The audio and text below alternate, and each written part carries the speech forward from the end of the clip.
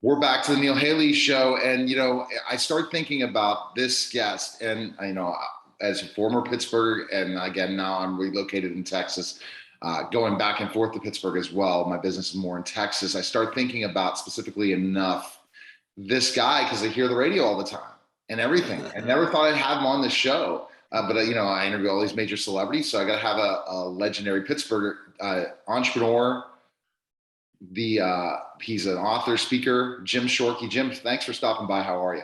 Oh, I'm great. I'm so happy to be here. I mean it sincerely. I really am happy to be here. So thank you for inviting me. It's an honor. Oh, I thank you. I appreciate that, and we'll definitely, for the Pittsburgh people who know the name Jim Shorkey. Now, did you ever think that name, what people would know? Like, if you go to Pittsburgh and you say that name, people know you, and it's from brand recognition. It's what people all are trying to do, as my agency works on, is how to build a brand recognition through growing a tribe and a community. You literally, that name grew to where you are today. So when you first started out, Jim Shorkey, how did you get that brand to where it is today? It's amazing, especially locally. We're talking locally, and Well, it's so people say that to me a lot.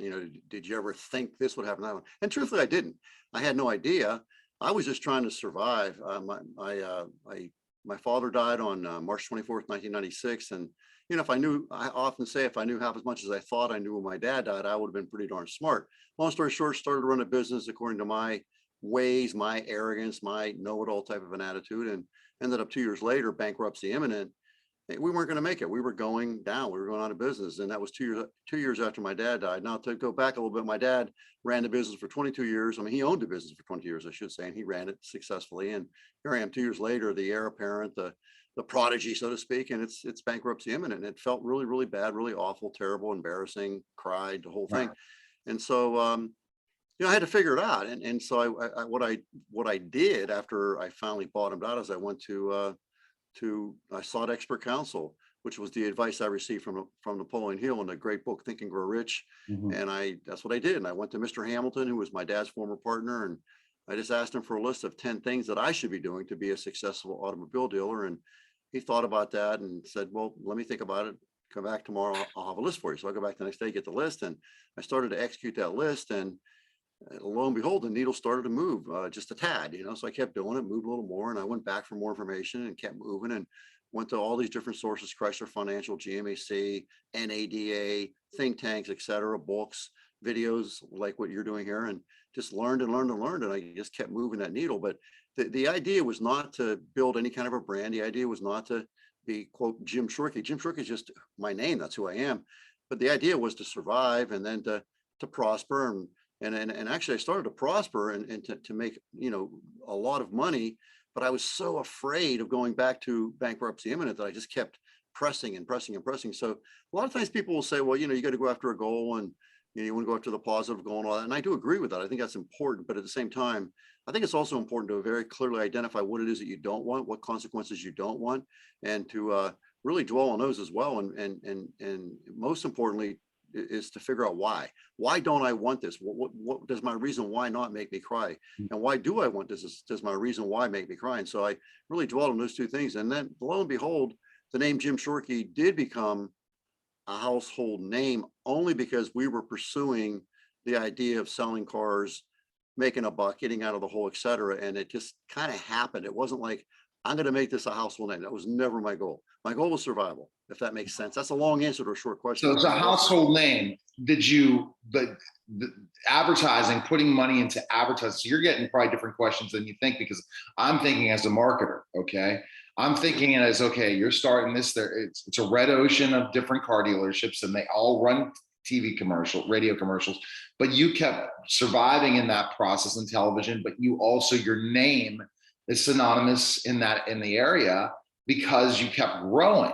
And you said, you talk about Napoleon Hill, Think and Grow Rich, but what did you think about in the marketing end of things? So marketing your name and how you made your name a trusted name in Pittsburgh. Yeah. Well, that's the thing. It's not a question of making it trusted as far as like, it's not like an automatic thing.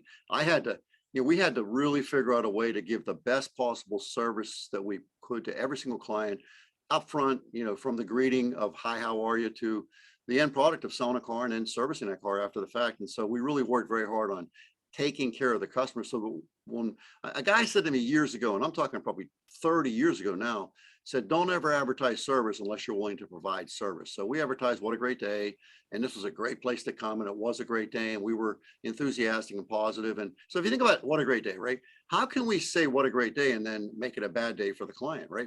That's you're going to get smacked in the face every single time because you're going to say, wait, what about that what a great day crap, So you have to have a message, and it has to be, a tagline oriented message, which what a great day was and is. But at the same time, we had to deliver on that message of what's making it such a great day. And so we had to make it a great day for the client. And as that happened, what a great day became more of an influencer, along with the name Jim Shorkey, because that only happened because what my advertising agent, much the same as yourself. I mean, I'm a car salesman. I'm not a doctor. I'm not a lawyer. I'm not an advertising guy. So I'm not a marketing expert, but I do believe in expert counsel. And so when I decided to change directions with the dealership in terms of how we were marketing back in 2004, I just had this intuitive sense that we needed to go a different direction. And we wanted to go more mainstream. We wanted to make Suzuki at the time a really top flight brand in terms of brand recognition. And so I brought in Frank Marmion, who was my advertising agent at a time, and we parted ways. And then I brought him back, and I said, hey, I want to change directions. And so what he did was he came in and he had a sandwich board and a couple different placards that he made, and it was all centered around this idea of what a great day. And he said to me, because I used to answer the phone, I got this from Zig Ziglar. My phone answering was what a great day. This is Jim Shorkey speaking. And I'll say it in really the way I said it. I was like, what a great day. This is Jim Shorkey speaking. Right. And I said that every time I answered the phone. So Frank Marmion says to me, I always like the way you answer the phone. I think we can make this into a marketing message. And so what happened out of that was we had the logo and it was all Frank designed all that. And Right. again, he's the expert. I'm just a guy. I'm a bit player at this point. So we had that message, and we had a jingle, which was Right. just repeated every time, right? Yeah. And so, but we started to, so what Frank said was, Jim, I always like the way you answer the phone. And so he designed this thing around me answering the phone. So believe it or not, when we did the commercials, they actually were live commercials over the phone. I'd be sitting here like you and I are sitting here talking right now, and my sister would bring me the script and say, here it is, Frank's on line 1. And so I would say, excuse me a second, Neil, I got to go do this commercial. And I literally got so good at it that I could leave this right now, go do the commercial, having never seen the script, and I do it in 5 minutes, one take, we're done. And so it was a script or how do you say it? Is it script? Yeah, the script, some sort of script, or yeah. Anyways, I'm from Pittsburgh. We don't pronounce things the right way, so you know that. But anyway, I know that. yeah. So anyways, they would hand me the script, and I would ad lib per se to a degree, but Right. all lines would get so good. But it really was designed to be visceral, from the gut, extemporaneous sounding. I'm just answering the phone. What a great day. This is Jim Shorkey speaking. Frank Marmion is on the other line. He actually was on the phone and say, Jim Shorkey, I heard you're giving away Suzukis this week. What in the heck is going on? Yes, yeah, I remember almost always driving into specific things or on commute and listening and hearing that. And you're reminding me, because honestly, I know the name, but now it's all coming back to me again. And I hear it all the time when you're in Pittsburgh. It's such a big thing. So let's kind of look at you in a lot of ways, looking at Napoleon Hill and all that stuff. You trusted this, right? I did. It felt right for you. And that's part of your success, right? You knew that what you treated your customers, if that could be marketed to which the days of television and radio, which are not anymore. Those days are gone. I mean, people still think they're good, but I'm sure more and more brand recognition of where people are going now is changing. Absolutely. It's completely. But you came in at a time where you had a tagline, and we all know Pittsburgh somehow has, because I go in other cities and I listen, they don't have brand recognition. Somehow Pittsburgh does it.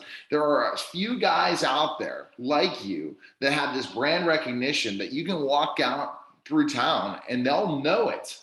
I don't know. It must be a Pittsburgh thing, right? It could be. You think of what a great day. You think about specifically enough Edgar Schneider. You think of just certain people in this town of Pittsburgh for people that are in Pittsburgh that are watching this on Pittsburgh TV and listening to this and saying, "Oh my gosh, Mill's interviewing this guy." The fact is, that's it. And that is a brand. This is the thing I try to tell my clients, I have to tell everybody. Once people know you for some reason and they have brand recognition, they're going to buy from you more than the person who does not have brand recognition. No question. No question. It's the bottom line. Do you feel that that was the way to grow your empire in Pittsburgh, meaning your car empire? Is this mantra? Yeah, I have to say no. I have to say no to that, because what happened was, again, I wanted to change direction. And so I had learned from Napoleon Hill this idea of seek expert counsel. I did it with Mr. Hamilton. I did it with Chrysler Financial, and I knew how well it worked. So I can recall the conversation exactly. I said to Frank Marmie, and I said, "Hey, I'm a car salesman. I'm not a doctor. I'm not, same thing I'm saying right now. I said, I'm not an advertising guy." I said, "So what you're saying makes sense, but I don't know." I said, "If it works, we'll keep doing it." Well, guess what? It worked, and it kept working. It always works. We never changed. We never changed the formula. It just kept working. And again, to make it clear, I'm not an expert. I'm really not. I just study experts, and that's the difference between me and a lot of people. Is I study experts. You go, well, that's the top entrepreneurs. Bottom line, they go to the best. They go to the best person in each area, and they grow from them. Let's think about, Richard Branson. Yeah. He seeks the top people in every area. He's not thinking he's the expert. He delegates it to the right people. That's successful entrepreneurs. They aren't the constant, I'm doing everything myself. I'm going to other people. And that's very interesting when you looked at Napoleon Hill. And the successful ones study the thought leaders. They study the thought leaders all the time. And I am looking at work. That's an improvement. I'm looking at self-improvement, is looking more and more at the thought leaders. Luckily, I have some counsel of people who tell me about everyone's thought leaders, and I have almost like a photographic memory, and I remember someone saying something, or because I interview such amazing people like yourself, I'm able to go back and say, "Oh, let me quote this or do that." Seeking counsel. That's cool. So you went and looked at those thought leaders, and that's how you built and said, "Here are my mistakes I was making. Now this is who I'm going to bring in, the right people in every area of the business to make it a success." It sounds like. Correct. Right? Right. And so, I believe I'm a very big believer in my to not do list. So I go to expert counsel and I say, "Well, here's the things I'm doing." I say, "Oh, wait a second, number 4, 5, and 6, you got to stop doing that." And sometimes the stop list is way more effective than the go list. Right. And so I actually I created both. Like I had a go list, I had a stop list. Right. So here's the 10 things I got to do. Here's the 10 things I got to stop doing. And if I'm doing stupid stuff, what's going to have more of an impact? The stupid stuff that I stop doing or the good stuff I start doing? I would venture to say that it's the stupid stuff that I stop doing that's going to move me quickest to the goal. But the interesting thing about it is I don't have to choose, but I do have to do both. I really believe that. So if I want to be healthy, I got to eat healthy food, but I got to stop eating unhealthy food. Right. And there is a lot to that. So what I did with Frank was I told him, Frank Marmion, I told him point blank, I said, "Frank, I don't know what I'm doing. I'm just a car salesman. I want to sell more cars. Here's what I want to do with Suzuki. And so if it works, we'll keep doing it." And I really did delegate that responsibility to Frank, and he ran the whole deal. I did nothing. I got this, like I said, they handed me the script. I read the script. I mean, anybody could have done what I did in terms of the script reading and all that. Now, maybe other people would take more time because they're not I've been selling cars since I was born between two bumpers, right? So I can speak very well, and better than anybody. This is not a scripted conversation. I have no idea what you're going to ask me. No clue. I have no notes. You didn't send me any questions. And you're impressed by me. This is all in my head. That's how So I prefer that. So we're not speaking from any kind of a plan. I have no idea what your next question is, and I will answer to the best of my ability. But that said, with Frank, I delegated that to him. It kept working, and I really do believe. Here's what I believe. I believe anybody can seek expert counsel. Just find some. If you're the smartest guy in the room, if you're the smartest girl in the room, you're in the wrong room. You got to get out of that room, and you got to get to where you're the dumbest person in the room, the poorest person in the room, whatever the case may be, whatever you're working on. But you want to get around people that are way better than you, and then just start asking questions and take a blank piece of paper with you and just write things down. And it's amazing. Wow, that's a really good idea. Of course it is. The guy's a multi-billionaire. He's got all kinds of good ideas. So I started taking these good ideas and putting them into play, taking the bad ideas and pulling them out of play. And over time, I just kept getting better and better and better. And it went from one dealership to two to three. When I left, it was six. I'm retired. So I retired in 2016. But here's a really interesting thought about this, which your viewers may really appreciate about branding. So I left at six dealerships and roughly, I'd say around 350 employees. When I started, it was 40 employees, one dealership selling about 1,000 cars a year. When I left, it was selling probably about 5,000 cars a year, roughly. Well, now that same dealership group sells over 25,000 cars per year. And it's 17 dealerships, and I'm not involved. It's my children own that business, and my children and my brother own that business independently of myself, 100%. I have no involvement whatsoever. But there's the legacy. There's what happens with this kind of stuff, is that it just keeps going on as long as they follow the principles, which is find somebody smarter than you and have a conversation. When you want to do something, you know, that people say that, or no, it's a scientific fact. The shortest distance between 2 points is a straight line. Right. That straight line is seek expert counsel. And even with seek expert counsel, there's going to be some sense of a circuitous route. But the absolute worst thing you can do, and audience, you want to write this one down. Trial and error is a recipe for disaster. Do not do trial and error. The trials take way too long. When your bankruptcy imminent, there ain't no more take too long, right? You have to act fast. Wow. So trials are too long and the errors can be devastating. And if I had made an error back when I was bankruptcy imminent, I'm gone. I don't make it.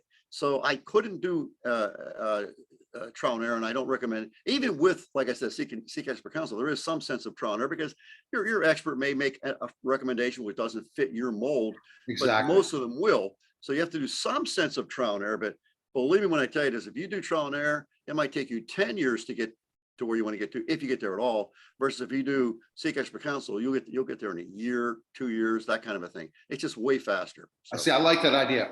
How do you seek expert counsel without paying for it, or you're going to have to pay for it? What are your thoughts? Well, interestingly enough, so the fellow that I went to initially was Mr. Hamilton, and there you go with the trust and the knowing. Mr. Hamilton was my dad's former partner. He was a very successful automobile dealer. Had the cars, the boats, the houses, the whole thing. And I knew that he was wealthy. He was very successful. And so I knew that I could go to him. Number one, I knew that I could trust him. And so that's what I did. And so that was free. Right. And then I kept going back, and it was always free. I think he even bought lunch, right? Because I had no money. So anyways, Mr. Hamilton was a great resource. But from that, I learned so much about Seek Expert Counsel that I then reached out to Chrysler Financial, which was the financial arm of Jeep at the time. Mm-hmm. And so Jimmy Lawn came in with some people and asked me some questions, which clearly indicated that I didn't know what the hell I was doing. It was very obvious. And so he actually brought in a team of auditors to audit my books and give me a roadmap to follow. Well, that audit would probably at that time have been 25, 30 grand to get that done. They did it for free, absolutely free. And I have to say, my dad was in the business for 22 years when he died, or he was the owner. He was in the business for, probably 36, 37 years when he died. But he had a lot of good friends. And so those friends, it wasn't like I called in any favors. I just called and said, I need help. And they came in and they did this for free. Right. And again, we're talking, 25, 30 grand bill to have a full books, right. A financial statement audit. And then they came back and did it again a year later, again, all free. And talk about a list of advice that was just unbelievable. GMEC, Jim Shorkey, a good friend of my dad's, I asked for help. He sent me they were actually VHS tapes. You're too young to know what those are, but it was VHS tapes and with workbooks on how to be a successful car dealer, how to be a successful car dealer. I tore those things up. I joined think tanks. That did cost money. I went to training classes. That did cost money. I went to NADA is a group thing for automobile dealers. So I did some different things that did end up costing money, but initially GMEC, Chrysler Financial, and Mr. Hamilton, and also Al Lazar, who was my banker, also very helpful to me. And this was all free, and they were very gracious, and they were all friends of my dad's. And I think that was a part of the thing. But what I found about truly successful people, you're going to talk to 10 successful people.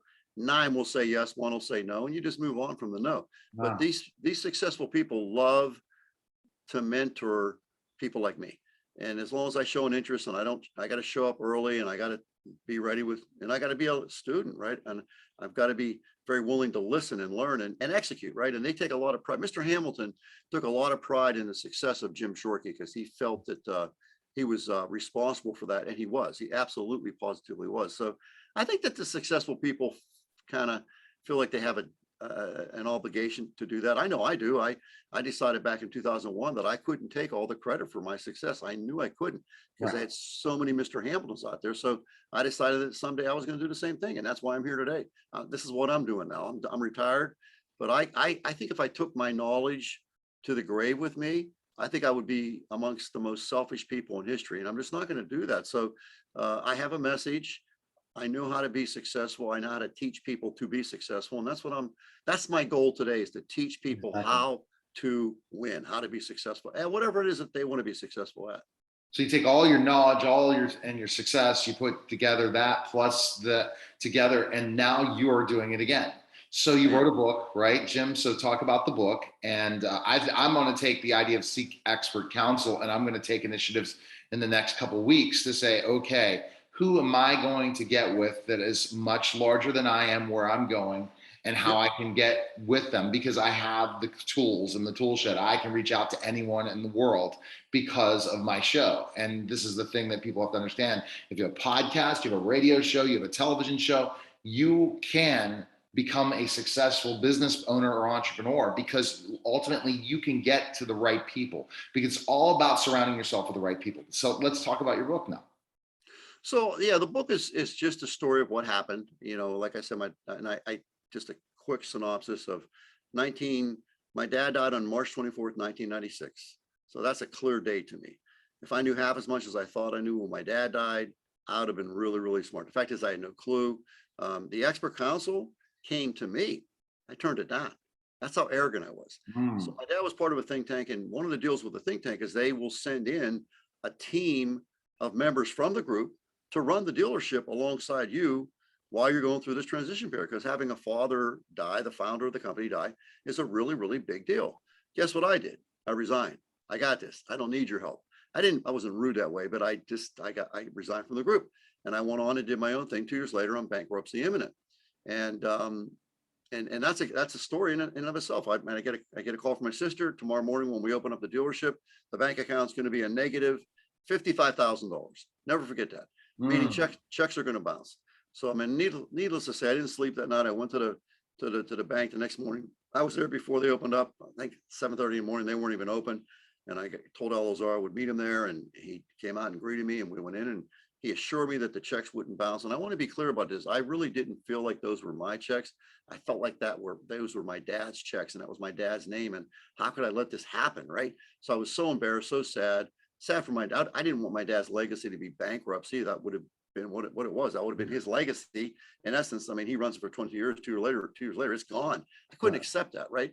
So I was very sad, very upset. And that's why I'm a very big believer in the idea of I like to dial into my fears. I like to dial into my bad moments, or I even predict future bad moments. I think about, for example, some sort of a chronic disease. I think about that, like, okay, what can I do to prevent, delay, mitigate that, right? So anyways, that's the story, but it tells the story of how, my dad dying, and then the bankruptcy imminent, and then all that went into that. And then what I just told you already, I don't know that I'd really call it a book. I'd call it a chapter. It's a very short read. So it's probably not going to win the Nobel Peace Prize anytime soon, or it's a good way to tell a story. It's a great way to tell a story. Next thing. So basically what you're doing now is what you got the help to grow your business. Yes. You're now want to help other people do the same. And that's your mission for the rest of your life, is to give back and to give opportunities. So where can people connect with you so they can start that process of learning, especially some of the great advice like you taught today about seeking expert counsel? Well, I would say the expert counsel, we have a group called it's the Goal Achievers Community, and you can join that. It's a private group. You just join, and then we have to approve you, which we approve everybody, quite frankly. And then if garbage shows up, we get rid of you. That's simple. But it's called the Goal Achiever Community, and these are like-minded people, which is really what it's all about, is either getting amongst people that are trying to learn, or getting amongst people that have already learned. But either way, there's benefits to that. So it's the Goal Achiever Community. So that's very easy. It's on Facebook, Goal Achiever Community. Next is on Facebook is our little company is called Results from Thinking. And you can find us, it's all one word, Results from Thinking, very easy to find on a Facebook search. And then the next part of it is we have a online personal development course called Rethink You 2.0, Rethink You 2.0, which you'll see that in the sites. And it's a course that we designed. This is the second rendition of it, and it's A to Z. You know, how to do what I did, right? A to Z, and it's all based on. I mean, I've read over 2,000 books on self-development, and all that information is condensed into this course, which is a video format. It is a text format, so you get a workbook, you get the videos, and that's, by the way, that's $397 all in. And but also we actually, it's really neat how we did it. We have people like yourself who have done the course, who have just gone on to do crazy things in a good way, I mean, and then they're representing what they did, and so it's really kind of neat. So it's myself and Derek Kelly and Chuck Bellina, who was really very much behind us. He died of colon cancer, so he's very much part of our spirit. And then there's probably an additional 5 or 6 people in there that are actually teaching or testimonial type stuff. And it's just really cool how we did it.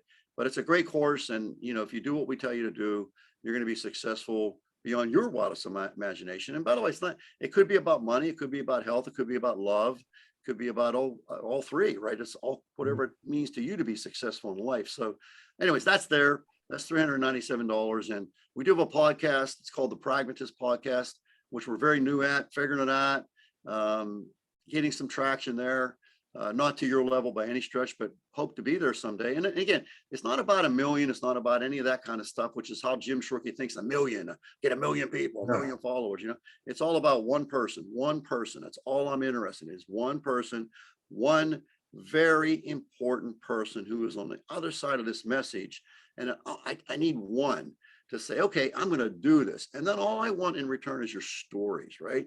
And so if that number is 10, that's 10 times the joy. If it's 100, it's 100 times the joy. And quite frankly, if it is 1 million, it's 1 million times the joy. But I don't want to focus on 1 million. That's how big thinkers think. And that's how Jim Shorkey, car guy, thinks. But I'm really cautious about that because I know I can become consumed with stuff. And I don't want that for this particular mission. Quite frankly, I do believe it'll be 1 million. I do, because it's just very good pragmatic, by the way. The idea behind it is, what can we say to people that is sensible, reasonable, actionable, and we don't want to deal in theory. I don't want theory. I want science. So there's so much theory out there. I don't want theory. When I talk to you about marketing, I want science. I don't want, well, this is what we think might work. No, I want to show me. It worked in Texas. Oh, I'm with you. Okay, if it works in Texas, it's going to work in Pittsburgh, most likely. So that's how I view it. That's very good, and you're a student of the game. So thanks again, Jim, for stopping by. I appreciate it, and it was great meeting you. That's wonderful. Thank you so much for having me. All right, you're listening and watching the Neil Haley Show. We'll be back in just a moment.